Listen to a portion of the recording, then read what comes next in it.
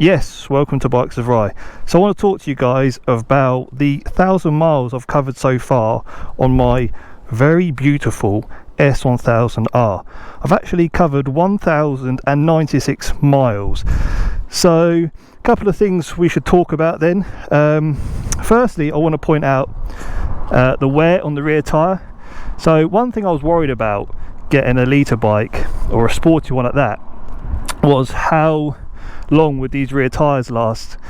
And I'm surprised really. I thought I'd get about 1,500 miles to 2,000 miles out of this rear tyre, and it looks like it's in still pretty good nick considering. Also, I have a maintenance free chain.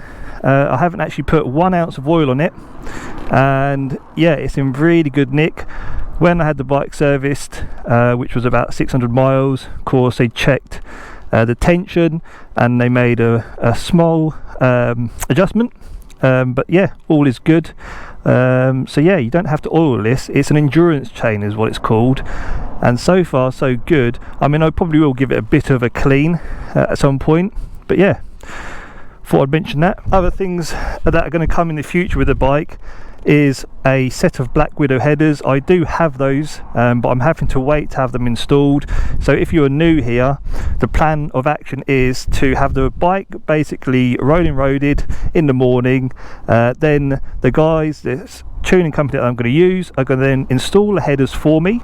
Then they're going to stick the bike back on the rolling road, see what it produces without any tuning, just with the Black Widow headers, and then they're going to proceed to also tune it, and we'll compare from standard to headers and then a tune.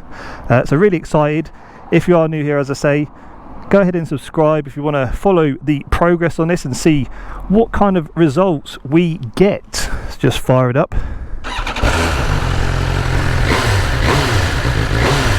We are stepping up on production on this channel. I now have a camera facing me, so I'm hoping this is going to come out as I picture it. Just go for a little pop round a local town of mine, Letchworth Garden City. And so yeah, this is a 1,000-mile review really, and I just want to kind of talk about some of the things that I didn't pick up when I first test rode the bike. And now of course we have the bike unlocked, which gets done at 600 miles. And when I say unlocked, that means the hard limiter gets removed, so you can then properly use the bike. Even though it's got plenty of power in the mid-range, it's incredible now after 9,000 RPM. I mean, it just takes off.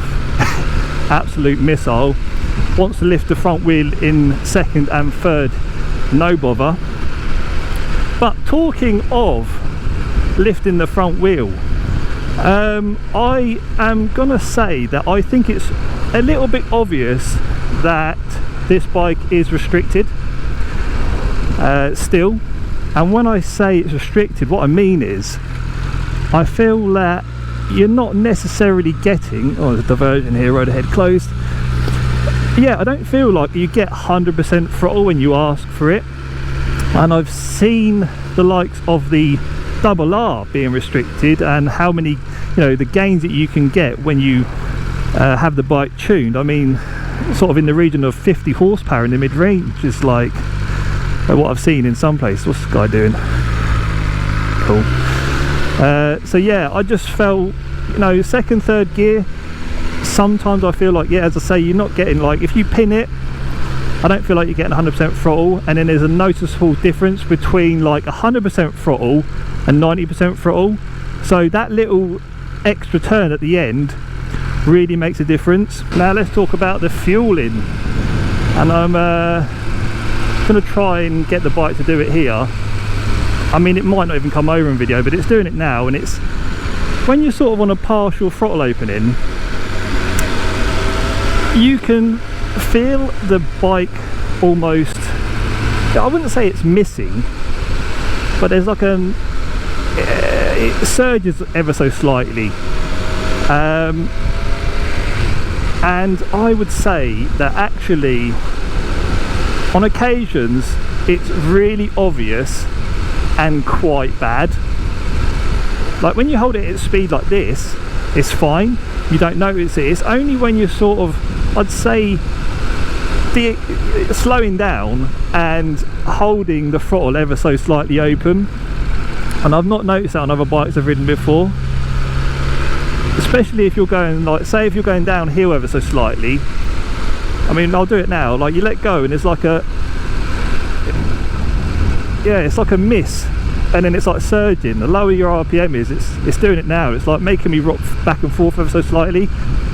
I mean, it's not the end of the world, but I think, as I say, on certain roads and certain situations, it's really damn obvious. These mirrors as well, again, something that I didn't quite pick up on. Oh, ambulance on its way through. Let's give it some space. But you see, like, I'm trying to look in the mirror there and I'm having to drop my shoulder to see what's there. Talking to the mirrors, you know, I mean, perfect example and scenario there. Go through Hitchin Market Square. Why not? Take you on a little exploration.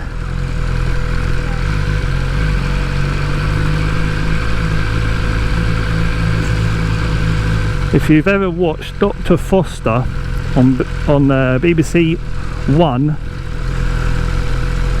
this was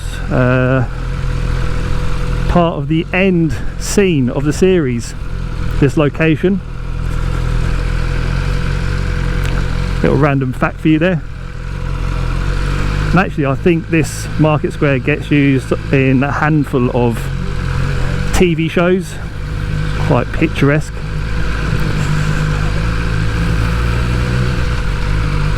Weatherspoons, can't go wrong with one of those bad boys in your local town, can you? Now, the quick shifter on this bike has been absolutely faultless. Like, I don't get any missed gears, works every time.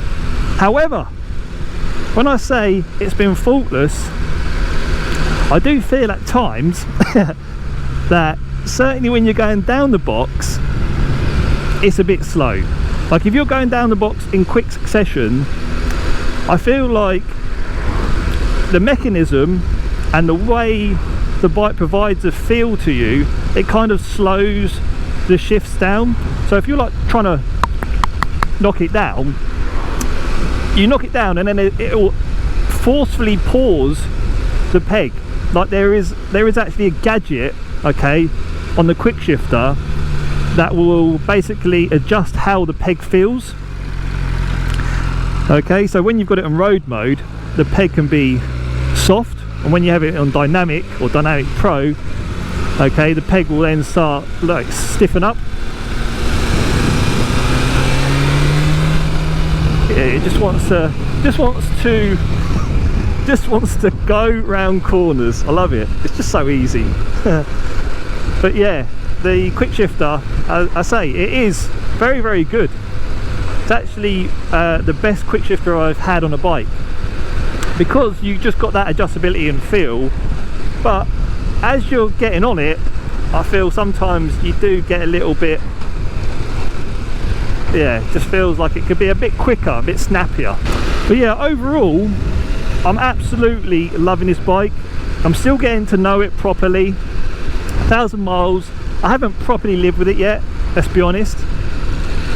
But this summer, hopefully, if we continue with this kind of weather, I'm going to be putting many, many miles on this bike.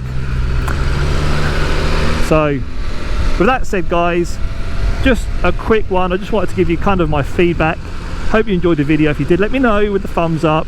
Drop any comments below and I'll be happy to answer them. And I hope to see you on another one very soon. Thank you for watching. See you later.